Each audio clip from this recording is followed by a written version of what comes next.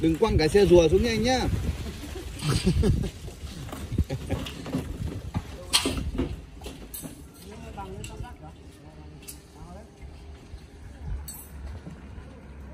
Quá đà lém xe rùa đấy.